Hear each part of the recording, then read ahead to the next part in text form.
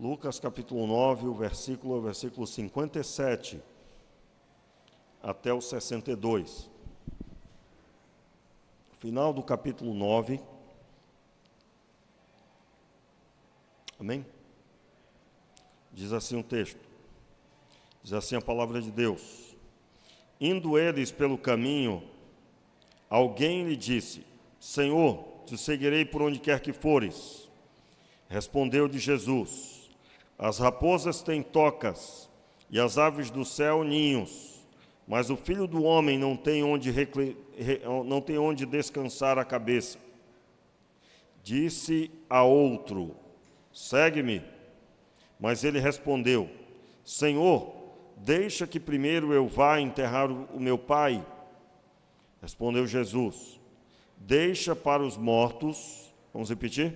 Deixa para os mortos o enterrar os seus mortos. Tu, porém, vai e anuncia o reino de Deus.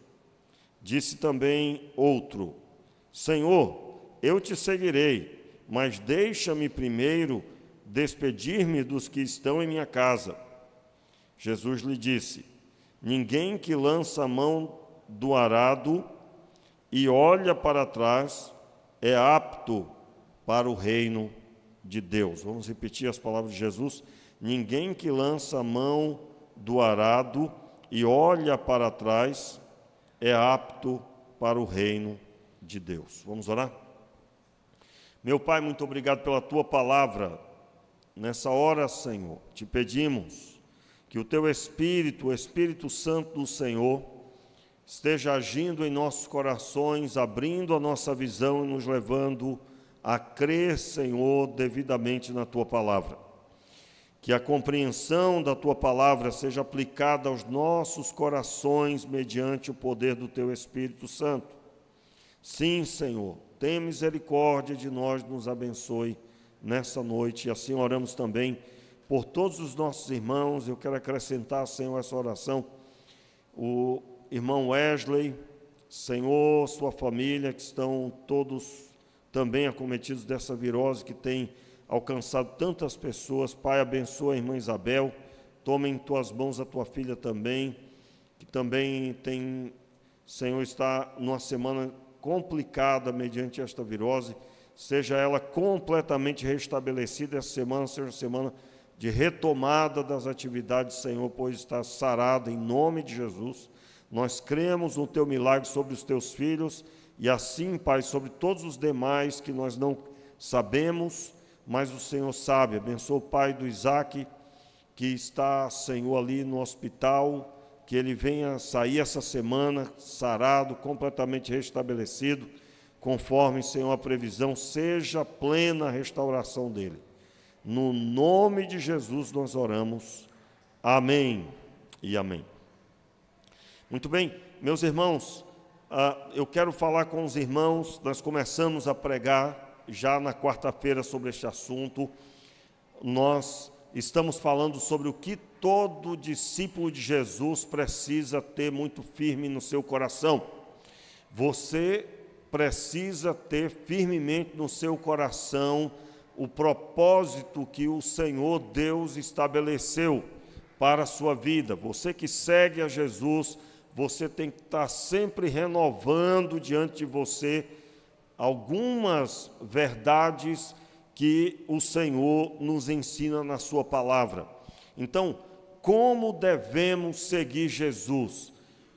Essa pergunta, ela tem algumas respostas, e o texto bíblico nos traz essas respostas, e essas respostas são exatamente o que você deve firmar o seu pé e deve levar adiante. Quando vier qualquer vento de doutrina inadequada, você estará firme. Quando você passar por qualquer aperto, ou até mesmo um momento de tentação das trevas do diabo, você então estará firme. Eu quero aqui observar com você que aqueles que seguem a Jesus, de acordo com o que está escrito no versículo 58 que nós lemos aí, o Senhor Jesus responde a um homem que diz para Jesus que ele seguiria Jesus por onde quer que ele fosse. Te seguirei, Senhor, por onde quer que fores. Então Jesus responde a ele que os animais, de uma forma geral, ele cita aqui as raposas, ele cita as aves, mas ele declara que ele não tem onde reclinar a cabeça. Só recapitulando, o texto está falando, Jesus responde a esse homem que ele não esperasse uma recompensa sólida, uma vida que ele encontrasse, então, algo que ele pudesse se apoiar. Jesus aqui está combatendo a visão dos religiosos da época. Os religiosos da época, na pessoa do judaísmo, na religião judaizante, eles tinham recurso, eles recebiam recurso do comércio que era feito no templo. Você deve se recordar quando Jesus fez um chicote de cordas e ele deu nas pessoas no templo. Ali havia muitas coisas inadequadas, dentre elas, que uma pessoa que era para antes trazer o sacrifício do seu próprio rebanho, do seu próprio sacrifício, do seu próprio esforço de trabalho, ele não precisava mais fazer isso, ele vinha para o templo e comprava no templo o animal para o sacrifício. E desse comércio dos animais, os sacerdotes da época recebiam uma parte do dinheiro comercializado. No templo, se você ler a lei, você não vai encontrar absolutamente nenhuma conduta dessa autorizada. O templo é um lugar de oração, não um lugar de negócios, como eles estavam fazendo. É claro que hoje em dia nós não podemos dizer isso de uma cantina na igreja, né? A pessoa põe uma cantina, eu já ouvi, irmãos, no decorrer do tempo, pastor, mas pode comércio na igreja? E Jesus foi contra isso. Meu irmão, entenda o propósito bíblico. Havia uma lei onde uma pessoa, na hora de pedir perdão ao Senhor, ela deveria trazer um animal como sacrifício. Agora imagine isso banalizado de tal forma que a pessoa dizia, eu tenho dinheiro, vou lá, compro, sacrifico, depois eu volto para casa.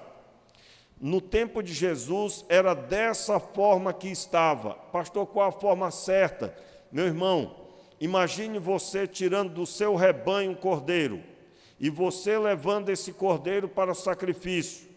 Você viu esse cordeiro crescer, você pagou por isso no decorrer do tempo, e agora você vai ver o sangue dele ser derramado, ele ser cortado ao meio, ele ser despedaçado para o sacrifício, e tudo isso porque você pecou. O alvo de Deus com essa orientação era mostrar ao homem o efeito do seu pecado. O pecado gera a morte.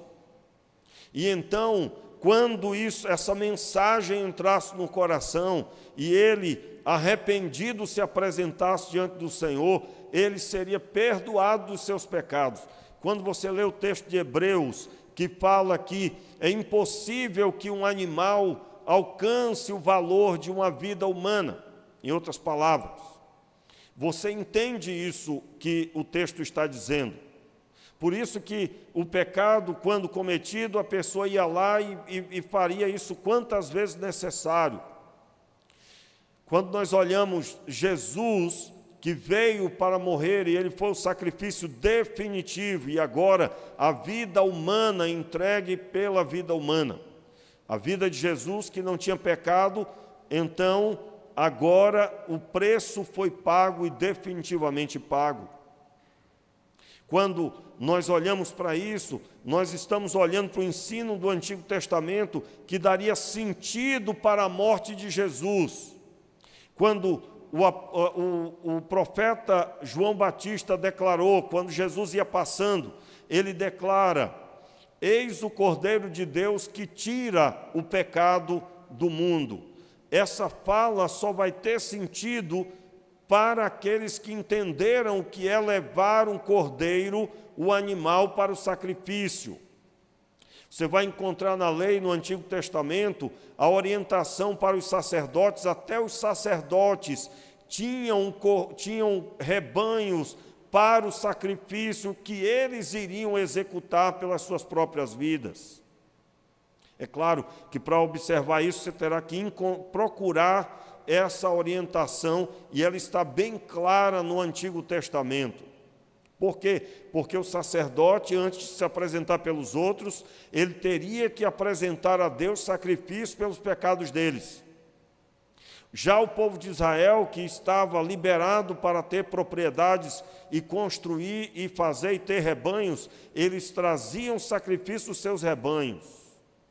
No Novo Testamento, na época de Jesus, quando ele se apresenta no templo, ele vê um povo que fazia o ritual sem o entendimento do coração. Você pode aplicar essa realidade para o nosso tempo da mesma forma.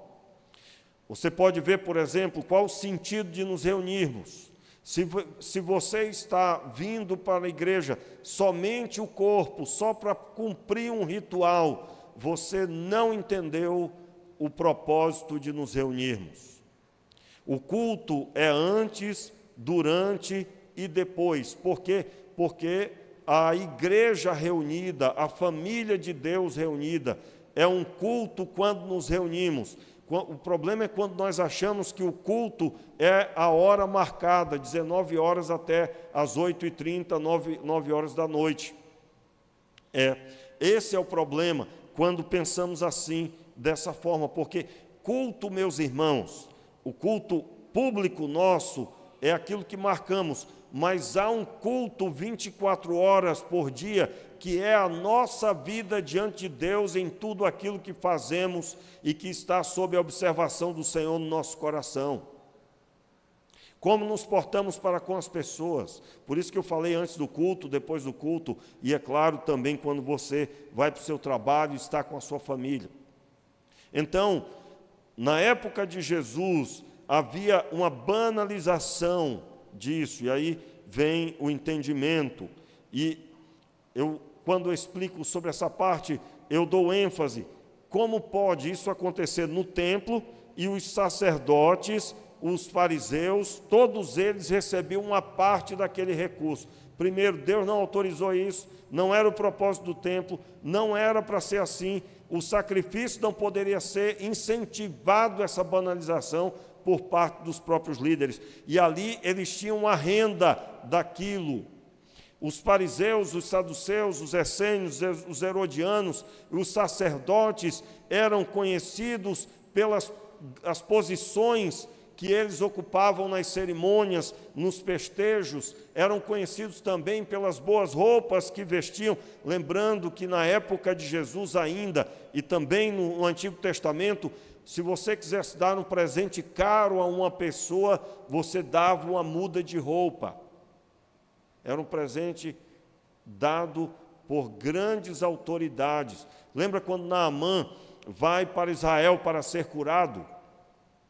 Ele leva algumas mudas de roupa para dar àqueles que o curassem. Não se fazia um vestimento, se trocava de roupas como se faz hoje. Você facilmente encontraria pessoas que tinham 2, 3 mudas de roupa só. E não havia nenhuma dificuldade disso, de alguém achar que horrível, né? Que coisa feia. Isso não era assim. Meu irmão, o tecido era feito com muito trabalho e, portanto, isso encarecia bastante as mudas, chamadas mudas de roupa.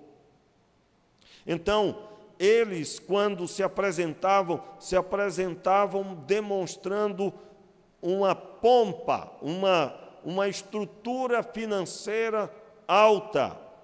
E quando eu falo sobre esse assunto, eles também tinham a estabilidade que o judaísmo trazia para eles. Não há nenhum problema de alguém ter uma estrutura financeira, não há nenhum problema de alguém administrar o seu recurso e vestir bem, não há nenhum problema.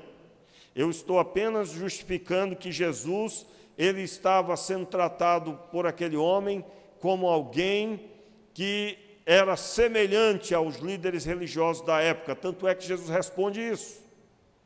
Você sabe que Jesus, quando contemplava, ele contemplava o coração. E aqui eu quero trazer aquilo que você tem que ter forte no seu coração. Você que segue Jesus, nós que seguimos Jesus, nós não podemos esperar benefício quando seguimos a Cristo. Não podemos esperar benefício. Eu estou seguindo a Cristo, eu creio que eu vou ser beneficiado, que eu vou receber uma bênção, que vai ser maravilhoso. Eu não devo eu devo, na verdade, me preparar para o sofrimento. Como assim? E aí, após recapitular, eu quero continuar observando isso. Agora, abra a sua Bíblia, em João, capítulo 16. Nós estamos em Lucas, você que nos visita, você que é novo na fé, só prossiga pelo próximo livro. João, capítulo 16, o versículo é o versículo 33. Jesus traz uma orientação para os seus discípulos. Aliás, ele está dando as últimas orientações para os discípulos.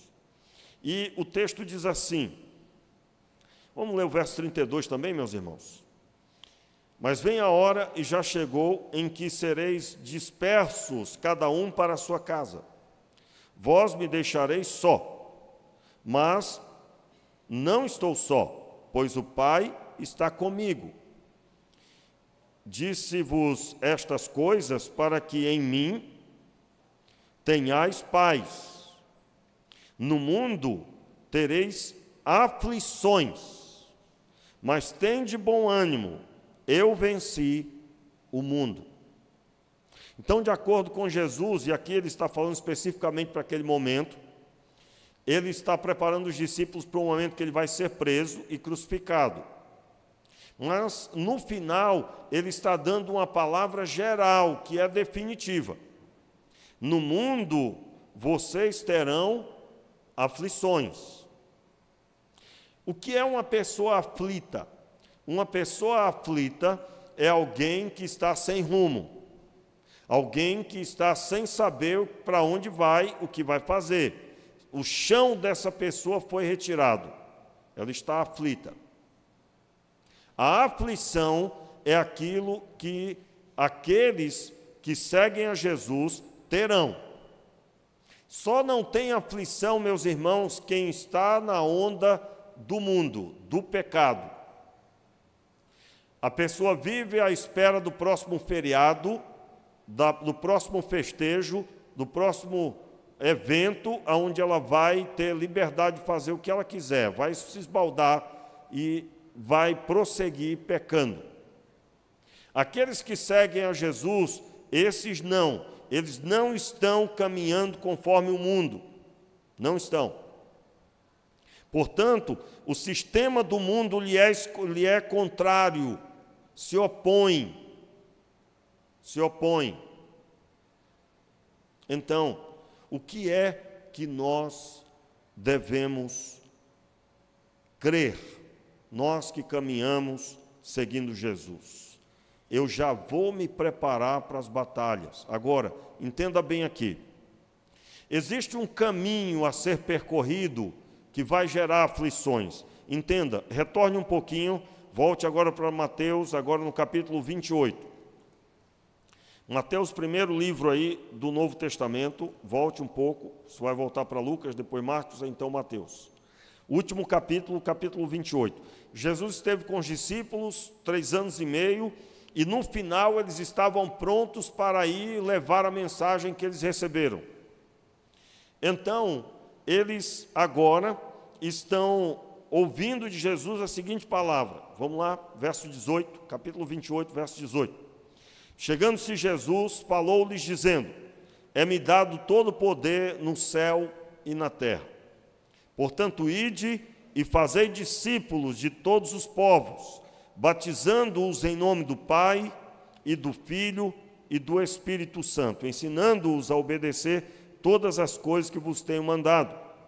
E certamente estou convosco todos os dias até a consumação do século. Entenda aí. E certamente estou convosco. esse certamente é condicional. Você vai pregar o Evangelho, você vai ensinar quem se converteu, vai dar discipulado, e certamente Jesus estará com você. Agora, e aqueles que não entenderam para o que foram salvos? Lembra dos dois alvos de Deus? Eu repito sempre. Eu idealizei esse negócio, né? Baseado na prática do que eu vejo, é claro, na doutrina. Qual é o grande alvo de Deus, irmãos? Qual é o grande, maior alvo de Deus? Foi salvar você. Qual é o segundo maior alvo de Deus? Usar você para salvar outras pessoas. Então, se você não está nesse propósito, não conte com, e certamente estou convosco. Aí eu estou explicando por que tantas pessoas estão desanimadas. Lembra dessa frase? Que eu até evito falar, para não criar padrão. Mas você já ouviu essa frase, fulano está desanimado. Entenda, meu irmão, você foi salvo, tudo que você conquistar nesse mundo, você vai ter quantos carros você puder, quantas casas você puder, você vai ter, Deus abençoe que você tenha, amém, irmãos? Eu recebo também para a minha vida, amém?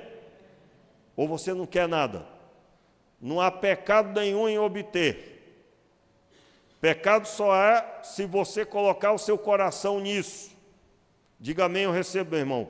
Você será sarado, não vai ter nenhuma doença espiritual aí, de ter os bens como superior a Deus.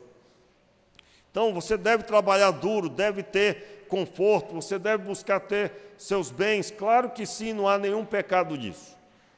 Mas a missão está acima de tudo.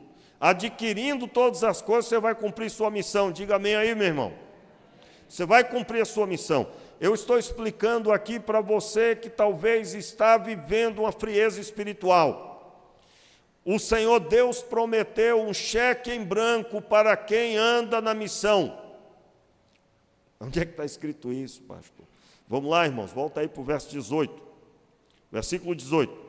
Chegando-se Jesus, falou-lhes dizendo: é-me dado todo o poder no céu e na terra. Cheque em branco. Por que é o cheque em branco? O Senhor Jesus está dizendo assim, ó: é-me dado todo o poder no céu e na terra. Portanto, quem é que tem todo o poder no céu e na terra? Jesus. E ele mandou quem na missão? Quem foi salvo, quem foi preparado. Agora, o que eu vou fazer? Eu vou ter o alvo de fazer a missão. Quando eu me converti, eu entendi logo isso. Eu entendi logo. Eu tinha 6 meses de convertido. Foi quando eu firmei, 5 meses eu firmei na fé. Porque até os 5 meses não foi fácil. Cai, levanta, cai, levanta. E eu caí assim, 2 dias estava mal, 2 dias estava firme, 2 dias estava mal, 2 dias estava firme. E aí, quando eu firmei na fé, Deus consolidou, glória a Deus, aí eu comecei a pregar. E eu me lembro que quando eu tinha 8 meses de convertido, eu já tinha 8 novos na fé que eu tinha ganho só na minha rua. Desses 8, 3 eram afastados do Evangelho. E os outros 5 tinham aceitado Jesus. Eu preguei para eles. Saí pregando na rua, na minha rua. Eles me conheciam. E eu cheguei dizendo: olha, Jesus Cristo mudou a minha vida, pode mudar a sua vida também. Aí eu pregava o que para eles? Eu ia para a EBD e ali anotava tudo que eu podia, pegava tudo que eu podia pegar e ali alguma coisa eu escolhia e pregava. Eu pegava o folheto, ia para a praça, dava o folheto para a pessoa, ficava lendo o folheto junto com ela e pregava em cima daquele texto. Eu dizia: rapaz, é um texto pequenininho, eu vou explicar isso aqui. Deus já estava preparando a minha vida para o que ia vir. E eu me lembro que eu reuni os 8 na casa de um dos que estavam afastados. E ali reunia eles e dava estudo bíblico. Eu dava estudo bíblico discipulado já para eles. E eu tinha 8 meses na fé. E eu vi esses milagres acontecerem. Por quê? Porque eu entendi que não tem sentido a vida cristã sem alcançar pessoas. Não tem sentido. É você ter o antídoto do coronavírus e ficar com ela aplicado para você, somente. Aí você vê do seu lado o pessoal todo mundo morrendo do coronavírus e você tem a receita. E você não dá a ninguém. Doeu ou não doeu aí, irmãos? Doeu esse exemplo? Botei aqui um negócio bem pesado, né? Você sabe, foi doído ou não foi? Período. Foi de doer o coração, meu irmão. A pessoa não podia nem velar os seus mortos. E quem podia ir lá ver por um milagre, conseguiu ver de longe. 2 minutos podia. Quem conseguiu ainda sair e ver, que era uma raridade. Então, foi algo mais desumano que alguém pudesse promover na vida de alguém, se é que não foi alguém que fez isso, né? No sentido de que era o cuidado para não morrer mais gente, né? Mas era desumano. Então, imagine você ter a solução e você ficar para você. Pois é, o objetivo do que eu acabei de fazer é só dizer para você que a vida eterna está em Cristo Jesus e essa mensagem chegou na sua vida. Chegou aí em você. E o que é que eu tenho que decidir fazer? Eu vou caminhar com o propósito de abençoar pessoas. Talvez você não vai ganhar 8 na sua rua. Talvez você não vai dar discipulado com 8 meses na fé. Talvez não vai acontecer assim. Mas você vai ajudar quem o Senhor Deus colocar no seu coração. Eu sou fruto disso, irmãos. Os 2 amigos meus, cada um chegou e disse, você vai na igreja, fale que você vai. E a gente tinha um negócio entre nós, que quando dizia que ia fazer algo, tinha que cumprir. E aí um ficou de um lado e o outro ficou do outro, dizendo, diga. Cabra bom, né? Aí eu disse o quê? Eu disse para ele, não, estou dando minha palavra que eu vou. Né? Eu fui, irmão, todo rebelde, mas eu fui. Imagine eu de boné, com a bota, um moletomzão, brequista, né? Ninguém imagina isso, né? Mas eu fui, e fui rebelde mesmo. Eu digo, rapaz, eu vou lá nesse negócio. Não saí nunca mais, estou até hoje. Eu me lembro como se fosse hoje, eu cheguei, chamei um dele no canto, porque eu cheguei antes do culto. E aí o pessoal vindo cumprimentar, seu amigo, apresenta para nós, e tudo. E eu vi um sorriso, um brilho que eu não encontrei em lugar nenhum. Eu chamei um dele no canto e digo, vem cá, esse pessoal vai ali dentro e toma alguma coisa. Falei, irmãos, minha cabeça funcionava assim. Tem alguma coisa que eles estão tomando lá dentro, ali, vão lá e tomam e vêm aqui, que eu não estou entendendo essa alegria. Quando começou o culto, eu me lembro que eu fiquei assim meio sem graça, aquele pessoal olhando, retroprojetor, irmãos, ainda escrito à mão o cântico. Quem está lembrado desse tempo aqui na igreja tinha, quando eu cheguei, ainda tinha. Nós ainda temos guardado lá no depósito o retroprojetor ainda, irmãos, relíquia. E aí, eu não sei se você lembra, até era a Lília que sempre operava o retroprojetor aqui, a Lília do Elino. Muito legal, tempo bom, né? Mas assim, o que eu quero dizer para você é que um simples convite, só uma amizade que estendeu o braço e disse, olha, firma aí que você vai. E eu vim à igreja e fui abençoado. No culto ficou claro para mim que tinha algo que eu não conhecia. Meu irmão, eu cheguei, foi olhando tudo, eu digo, rapaz, esse homem aí com terno, que negócio de terno é esse? E eu achava que eu ia encontrar alguém com vestidão, né? Vamos dizer assim, uma batina, né? Você entendeu, né? Aí eu digo, cadê as imagens de escultura? Esse pessoal está todo mundo errado aqui, rapaz, que conversa é essa? Isso tudo no meu coração. Mas quando começou o louvor, meu irmão, quando começou o culto, quando veio a pregação, eu estava maravilhado com o que eu estava sentindo. E eu não sabia o que era aquilo, mas eu queria voltar no próximo. Eu me lembro como se fosse hoje. Eu queria voltar no próximo. Então, eu quero dizer para você que ganhar alguém para Cristo pode estar endereçado somente em fazer amizade e convidar para a igreja. E que Deus nos abençoe, que o sorriso no rosto seja visto ainda hoje, porque Cristo está vivo, meus irmãos, e está manifestando vida e vida abundante em cada coração. Então, o que é que eu preciso? Eu preciso estar na missão. Quem segue a Cristo precisa estar na missão. O problema é que substituíram a missão por buscar bens materiais. E aí, meu irmão, como é que está? Eu estou no jejum. Para quê? Eu estou buscando a vitória no meu trabalho. Eu estou buscando ascensão material. Eu sei que Deus vai me abençoar. E a pessoa não tem tempo para outra coisa. Ela só tem tempo para os seus projetos pessoais. E é claro, você pode buscar seus projetos, mas o projeto maior tem que ser abençoar pessoas, porque esse ide e fazer discípulos é endereçado a todo discípulo. Então, quando Jesus disse, olha, eu vou dizer para vocês uma missão considerada impossível, ide por todo mundo e pregai o evangelho a toda criatura, mas não se preocupem, pois é-me dado todo o poder no céu e na terra. E quem obedecer esse mandado, certamente eu estarei com ele todos os dias, até a consumação do século. Eu li agora de forma explicativa. Então, o que é que eu vou encontrar no caminho? O que é que eu vou encontrar no caminho? Agora abra sua Bíblia aí em Marcos, capítulo 16. Marcos capítulo 16, rapidamente. Eu estou dizendo que no mundo tereis aflições, e eu estou dizendo claramente que essas aflições é porque você está na missão. Quantos estão entendendo? Diga amém. Você está na missão, meu irmão. Então, você, no capítulo 16 de Marcos, nós vamos ler um pouco mais para entender esse ide por todo mundo. Veja a ótica que Deus deu aqui, manifestou por meio de Marcos. Capítulo 16, versículo 15. Mais uma vez, Jesus está dizendo a mesma coisa, só que agora ele registra outras informações. E disse-lhes, ide por todo o mundo e pregai o evangelho a toda criatura.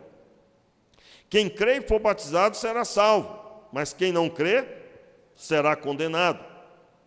E estes sinais hão de seguir os que crerem. Em meu nome expulsarão demônios, falarão novas línguas, pegarão em serpentes, quando beberem alguma coisa mortífera, não lhe fará mal algum. Imporão as mãos sobre os enfermos e os curarão. O que é que Jesus está dizendo, que Marcos registrou? Marcos registrou que indo por todo mundo e pregando o evangelho, os discípulos encontrariam pessoas possessas de demônios. E eles expulsariam os demônios. Eles encontrariam também pessoas enfermas, e eles imporiam as mãos, elas seriam curadas.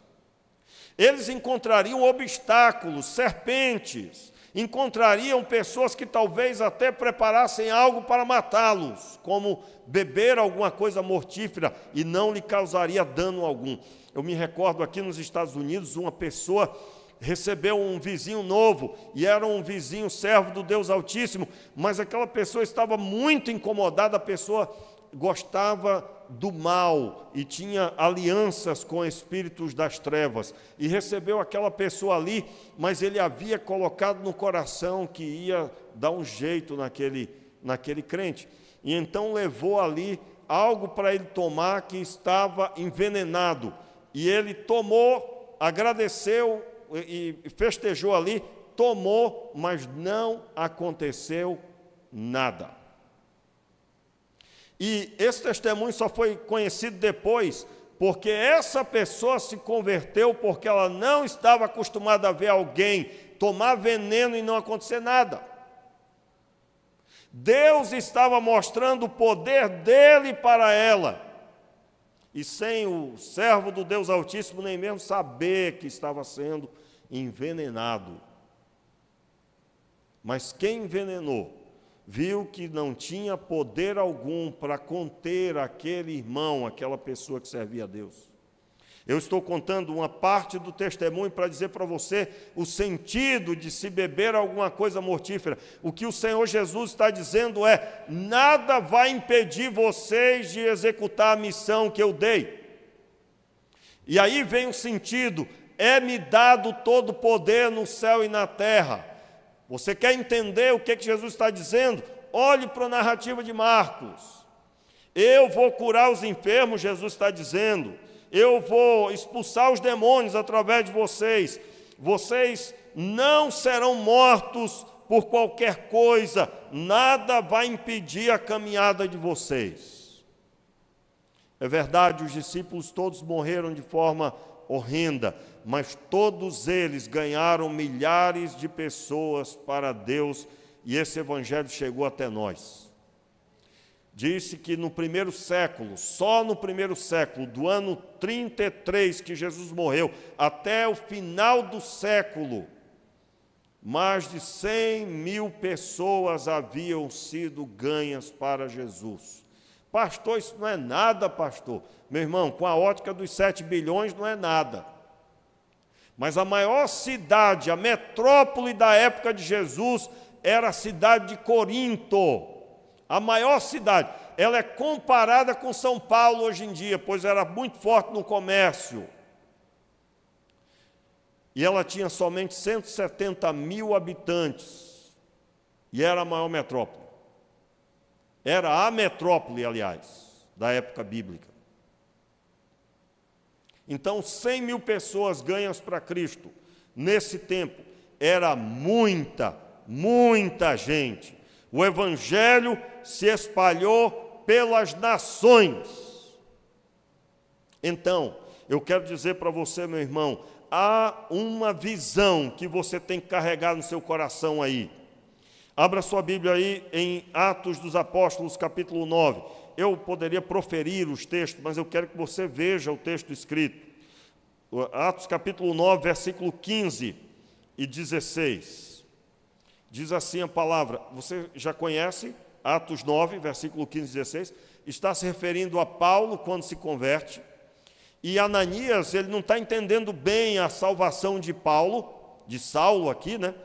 E o próprio Jesus está explicando para Ananias, um discípulo de Cristo, que depois vai lá e ora por Saulo, ele é curado, cheio do Espírito Santo e batizado. E ele explica para ele a respeito de Saulo, o que Deus vai fazer com ele. Verso 15, disse-lhe, porém, o Senhor, vai, este é para mim um vaso escolhido, para levar o meu nome meu nome perante os gentios, os reis e os filhos de Israel. E eu lhe mostrarei quanto deve sofrer pelo meu nome. Note aí, eu lhe mostrarei quanto deve sofrer pelo meu nome. Que sofrimento é esse, meu irmão? Eu li na quarta-feira o texto de 2 Coríntios, que fala que quantos açoites Paulo sofreu, quantas vigílias, quanto de fome ele passou, quanto de perseguição ele passou. Houve uma perseguição para com Paulo, está lá em Atos. Você vai perceber essa perseguição.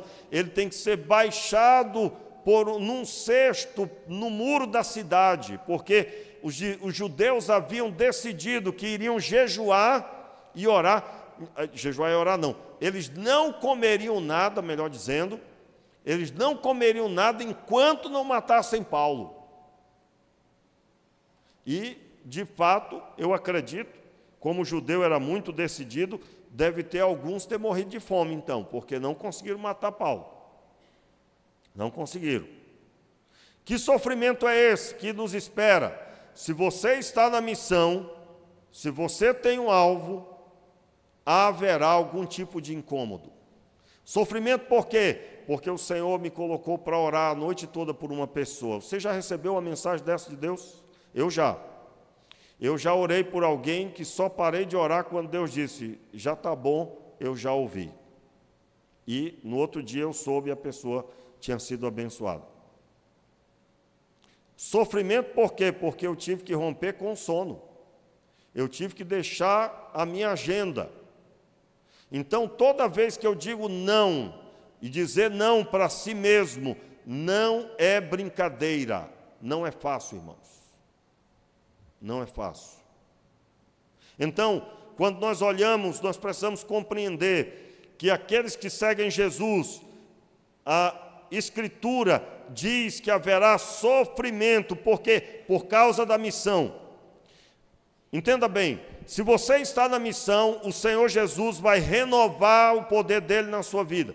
Você vai sentir o poder dele, você vai ter experiência com Deus. O Senhor vai renovar o seu ânimo porque você está na missão. Qual é o perfil de quem está desanimado, querendo largar o caminho? Normalmente parou de orar, parou de ler a Bíblia, parou de estar em comunhão com os irmãos e não está na missão. A pessoa nunca para de se preparar. Não, eu vou estar mais um dia quando eu me preparar. Não funciona assim, irmãos, não funciona assim. Quem é que está preparado para fazer a missão? Todo aquele que foi salvo. Tanto é que Jesus, quando libertou um homem possesso de demônios, Marcos capítulo 5, ele diz àquele homem: agora vai e anuncia aos teus o que o Senhor te fez. E aquele homem voltou para a sua cidade, a cidade é a cidade de Decápolis. Na verdade era uma cidade composta de 10 pequenos vilarejos. E ele voltou para lá anunciando e dizendo o que Deus havia feito na vida dele. Você não precisa conhecer a Bíblia toda, mas você pode dizer que depois de ter entregado a sua vida a Deus, seu coração foi transformado, você tinha um peso, agora está leve. Eu não sei como foi a sua experiência, mas cada um tem uma experiência única. Entreguei a minha vida ao Senhor e eu percebi um novo tempo se formou na minha vida. Eu percebo que estou acompanhado por Ele, Ele está comigo. Não me sinto mais sozinho ou sozinha. Então, os que seguem Jesus devem ter muito forte esse propósito. Em terceiro lugar, quem segue Jesus precisa amar mais a Deus do que até mesmo sua família. Por favor, retornando para Lucas capítulo 9, rapidamente aí o versículo 59. Versículo 59, disse a outro: segue-me. Mas ele respondeu: Senhor, deixa que primeiro eu vá enterrar o meu pai. O que Jesus respondeu a ele? Respondeu Jesus. Eu quero só renovar aqui o entendimento, irmãos. O primeiro chega para Jesus e diz: Senhor, te seguirei por onde quer que fores. Jesus responde a ele uma palavra específica que já falamos. E agora tem outra pessoa que chega e diz, aliás, Jesus diz a ele, diferente do primeiro. Jesus olha para uma determinada pessoa e diz: segue-me. E ele diz a Jesus o quê? Deixa que eu vá primeiro enterrar o meu pai. E aí Jesus responde o que a ele? Deixa para os mortos o enterrar os seus mortos. Tu, porém, vai e anuncia o reino de Deus. Note aqui, mais uma vez, hein?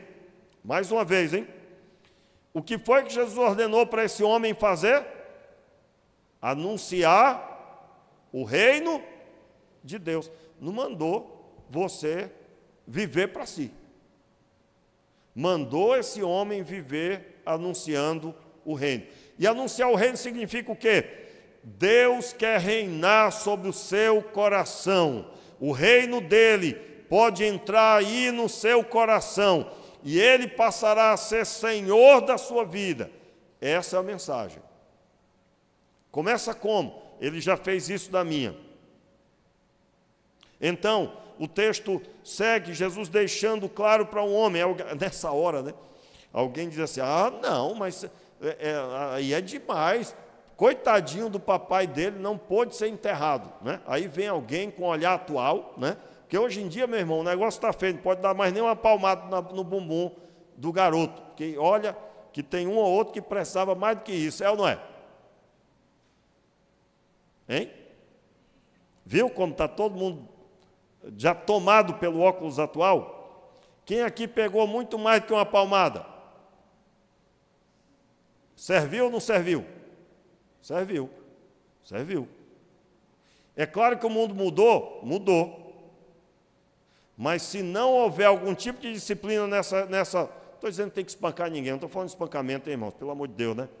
Espancamento não, nenhum tipo de espancamento, nem no nosso tempo era devido. Espancamento, não. Eu estou falando de disciplina, de alguma coisa que o garoto ou a garota rendeu o entendimento de que fez errado. Se não houver uma mudança atual, eu não sei o que vai ser daqui a 15 anos, porque essas crianças de hoje serão adultos, serão adolescentes, e sem limite vai ter muito deles presos. É ou não é? Porque eu duvido que vai ficar ileso se começar a fazer a mesma coisa que faz com o pai e a mãe na frente de um policial. O policial não vai deixar passar barato, porque ele precisa pôr ordem. Vai preso. Vai preso. É ou não é verdade? Vai desrespeitar o policial? Acho difícil, mas já tem, você encontra na internet crianças que nos Estados Unidos, se uma criança desrespeitar um policial, vai preso do mesmo jeito, sai algemado. Lá não é nenhuma agressão a direitos humanos. Aliás, nos Estados Unidos tem pena de morte, inclusive para esses casos. Eu me lembro do tempo que 2 garotos mataram um garotinho menor. Mataram um garotinho menor de forma cruel. Eles foram presos, se eu não me engano, um pegou a pena de morte, o outro, que foi o autor mesmo, aliás, um pegou prisão perpétua e o outro pegou a pena de morte, se não me engano. Por quê? Essa mensagem de que há um preço, ela deixou de ser pregada há muito tempo, há bom tempo. E quando nós olhamos para o texto bíblico, nós podemos olhar dizendo, não, mas como assim, coitado, né? E aqui, meus irmãos, tem uma mensagem, vamos recordar essa mensagem? Retorne aí para Mateus capítulo 10, rapidamente. Mateus capítulo 10, Mateus 10, versículo 37, por gentileza. Mateus 10, versículo 37, rapidinho. Veja o que foi que Jesus disse. Vamos ler a partir do verso 34, fica melhor. Não penseis que vim trazer paz à terra. Não vim trazer paz, mas espada. Pois eu vim trazer divisão entre o homem e seu pai, entre a filha e sua mãe, entre a nora e sua sogra. Os inimigos do homem serão seus próprios familiares. Quem ama o pai ou a mãe mais do que a mim, não é digno de mim. Quem ama o filho ou a filha mais do que a mim, não é digno de mim. E quem não toma a sua cruz e não me segue, não é digno de mim. Quem achar a sua vida, a perderá. E quem perder a sua vida por minha causa, a achará. Quem vos recebe, a mim me recebe. E quem me recebe, recebe aquele que me enviou. Note aqui o peso disso. Quem recebia Jesus estava recebendo Deus. E quem recebia um discípulo, receberia Jesus. Meus irmãos, talvez você está aí balançado no seu coração. Pastor, mas é muito pesado isso. Meu irmão, pesado é o Filho de Deus que nunca soube o que é pecar, ter descido da glória e pisado a terra e habitado entre nós. Isso que foi pesado, mas Ele adotou, Ele abraçou por amor a nós, e o Pai amou, e o Filho amou o Pai, manifestando o seu plano. Essa é a mensagem.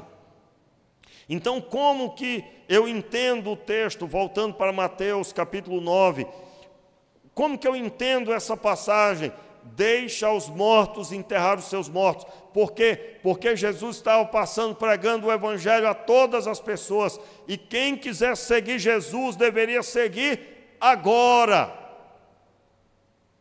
E não havia tempo para esse homem enterrar o seu pai. Irmão, se esse pai aqui, vamos supor que essa família tivesse uma certa condição, esse enterro podia durar 70 dias. Como você vai encontrar de um determinado rei que o período do velório e do enterro durou 70 dias. Então, quando ele fala, deixa eu enterrar meu pai, isso deveria levar 7 dias para frente. Meu irmão, o que Jesus estava dizendo era agora. O seguir Jesus é agora. E quando nós somos apegados a tantas coisas, nós vamos permanecer balançados para segui-lo. E não podemos. Um dos textos mais contundentes, acabei de ler com você. Eu não vim trazer paz, vim trazer espada. Ali ele está dizendo que vai haver uma divisão. Isso está acontecendo no Oriente Médio. Filhos de muçulmanos que se convertem são proibidos de ver a família. Até mesmo um telefonema não pode dar para um familiar que é muçulmano.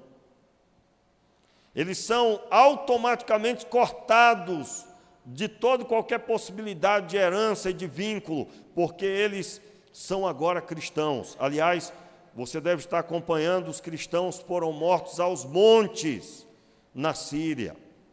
Aos montes. Não é noticiado, meu irmão, pela mídia, porque a mídia, em sua maioria, também é contrária ao cristianismo e a favor de todo tipo de coisa ruim. Todo tipo de desgraça. A mídia atual é a favor. Pelo fato de não noticiar, já é a favor e participante, de certa forma. Meus queridos, nós precisamos compreender a Escritura. A Escritura está dizendo que existe um amor superior, é o amor de Deus. Agora, é claro que ninguém vai entender assim, né? Olha, agora eu sou crente, eu não quero mais saber da senhora, mamãe. Hein? Vai que alguém chega em casa hoje, né? Não, você não, você está vacinado, né? Você não, você é sábio, você não vai fazer isso. Mas vai que alguém, o pastor disse, não quero mais papo com você, eu sou crente, você não é. Não é nada disso. O texto está falando que alguém decide seguir Jesus, e essa decisão é a decisão sábia e abençoada daquele que foi alcançado por Deus que o amou. Porém, você encontrará oposição. Jesus mesmo disse, seu inimigo será os seus próprios familiares, em outras palavras. Eu provei isso na prática na minha casa. Eu me lembro, meus irmãos, eu dirigi uma congregação no interior do estado, era só 100 quilômetros de ônibus, só 100 quilômetros, mas era um município, divisa com a Bolívia, Passo de Castro. E eu dirigi a congregação lá todo final de semana. Meu pai operou repentinamente de uma apendicite, teve apendicite. E 5 minutos, os médicos disseram, se demorasse mais 5 minutos, ele morreria. E eu tinha que ir para a congregação. A minha família toda era contrária a eu ser crente. Meu pai e meus irmãos. E eles, cada um após o outro, disse, você não vai, você vai ficar com o pai. E eu estava lá, já terça, quarta, quinta, estava chegando a sexta-feira, dava para mim ir no sábado. Normalmente eu ia sexta. E aí eu me lembro que eu fiquei 2 dias orando, não dormi, orando, pedindo a Deus que Deus abençoasse para que eu pudesse ir e não ficassem eles escandalizados. Mas eu sabia que só o meu pai poderia dar uma palavra para os meus irmãos respeitarem. Só que eu nunca vi meu pai mudar a palavra dele. E meu pai já tinha dito, você não vai. Eu nunca tinha visto meu pai mudar a palavra dele. Eu jejuei 2 dias e orei 2 noites estando com ele lá. E eu disse a Deus, Senhor, se o Senhor quer que eu vá, o Senhor vai mudar a palavra do meu pai. E aí, quando foi de manhã, daqueles 2 dias, eu disse: pai, olha, assim, assim, desse jeito. Deus me disse que o senhor não morreu porque ele estendeu a mão dele, e ainda que o médico disse que foi 5 minutos, o senhor não morreu porque Deus estava no controle. E eu recebi uma missão da parte do Senhor, que é cuidar de uma congregação no interior lá. E o Senhor tem autoridade para ordenar, e os meus irmãos vão obedecer o que o Senhor disser. Meu pai não falou nada, ficou calado. E eu, é claro, mudei de assunto. Quando o meu irmão mais velho chegou junto com a minha irmã mais velha, meu pai apontou o dedo e disse para eles: ele vai lá para onde ele quer ir.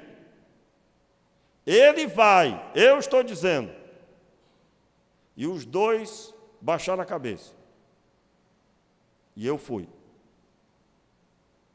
Meus irmãos, eu sabia da missão que eu tinha. E eu sabia que Deus estava com a mão dele sobre o meu pai. E eu não posso deixar a missão, ao mesmo tempo que eu não deixo a minha família em oração.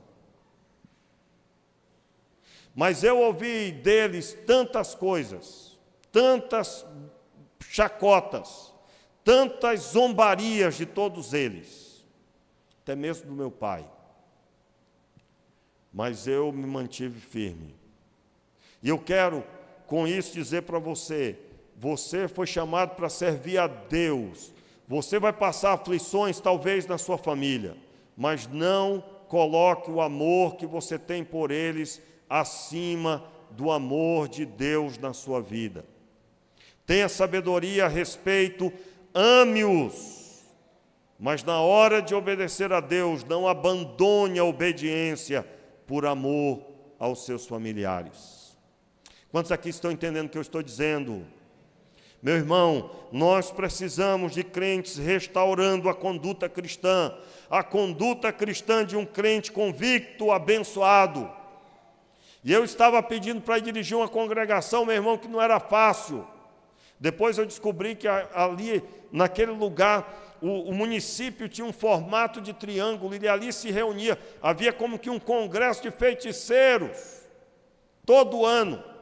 Aliás, foram as experiências mais pesadas que eu tive. Um lugar pequenino, com 14 lugares de feitiçaria. 14, eu contei. Depois eu descobri que os que participavam da congregação, a maioria deles, os pais deles eram. Aliás, a vizinha tinha um altar enorme e fazia feitiçarias. E ela não permitiu a gente saber de nada disso. Depois que eu descobri, ela inclusive trazia água para nós, trazia coisas diversas. E a gente ali tudo participando daquilo. E Deus cumpriu a sua palavra. Nós não tivemos nenhuma dificuldade, mas eu me lembro que eu tive toda e qualquer experiência com obras malignas naquele lugar. Espíritos malignos andando sobre a casa, violão tocando sozinho, eu tive todo tipo de experiência, mas foi ali que eu fui cheio do Espírito Santo. Eu me lembro, né, eu fui orar para dormir. Eu estava há mais ou menos 1 ano e meio orando para ter experiência com os dons espirituais. Já tinha tido experiência com os dons, já tinha visto vários outros dons, mas não tinha dom de línguas. E eu me lembro que, sentando para orar para dormir, eu comecei a orar e não terminei entender. E quando no meio da oração, já não proferia mais palavra entendível. E eu me lembro, na época estava comigo o irmão Lamarque, que hoje é o pastor Lamarque, e eu parei a oração e digo: Lamarque, está acontecendo isso, e eu já não conseguia mais. Quando começava a orar, vinham as palavras e elas fluíam, e eu fui cheio do Espírito Santo, meus irmãos. Eu tenho experiência com dons espirituais. Nós não temos uma liturgia pentecostal porque não cremos nisso, mas nós cremos nos 9 dons espirituais. Eles são bíblicos e para o nosso tempo, com ordem, com decência, mas são para o nosso tempo. Foi num lugar de grande luta que eu tive grandes experiências com o Senhor. Agora, talvez você está orando ao Senhor, querendo experiências com Deus, Meu irmão, não existe experiência com Deus se você não está no propósito de Deus. E você não precisa se mudar para outra cidade, você não precisa ir para missões nacionais ou mundiais. Se Deus chamar você, glória a Deus, mas você pode cumprir a missão aonde você está, com as pessoas que estão ao seu redor. Cuidando dos pés de alguém, você que é podóloga, você que tem um salão, você que faz a comida para alguém, você está ali orando para aquele alimento, seja o melhor, você seja excelente, as pessoas vão querer conhecer você. Quem é essa pessoa que faz essa comida? Quem é que arruma essa casa? Quem é que faz aqui esse trabalho? Quem é que cuida desse local? E quando conhecerem você, vão conhecer alguém com um sorriso no rosto. Eu quero orar por você, porque pessoas que seguem a Jesus têm que ter isso muito firmes no seu coração. A missão está em primeiro lugar. Fique de pé no seu lugar, vamos orar. Meu Pai, eu te peço misericórdia sobre as nossas vidas. Senhor, Tu conheces cada coração e aqueles que tenham caído, Senhor, na armadilha de seus corações ou das trevas. Senhor, eu te peço, levante essa pessoa. Aquele que está aqui hoje, Senhor, e que amou mais os seus e largou a missão. Senhor, traz o Teu perdão e restaura essa pessoa no propósito da missão, Senhor. Pai, eu oro pedindo por esse que está frio espiritualmente. Eu te peço a restauração sobre essa pessoa. Meu Deus, seja agora o nome do Senhor sobre essa pessoa. Receba agora, meu irmão, a restauração. Seja restaurado no teu coração, seja renovado no ânimo, na força do Senhor. O Senhor Deus te escolheu para ser sal nesse tempo, para ser instrumento nessa geração. Levante as suas mãos.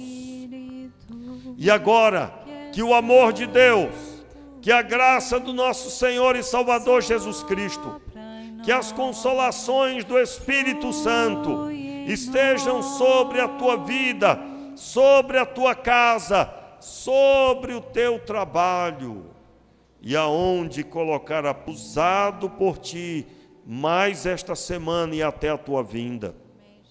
E ao sair por aquela porta, Senhor, cada um saia abençoado, seja cheio do Espírito Santo, seja grandemente impactado pelo Senhor, e a obra do Senhor venha se expandir através da sua vida. Seja assim, Senhor, no nome de Jesus.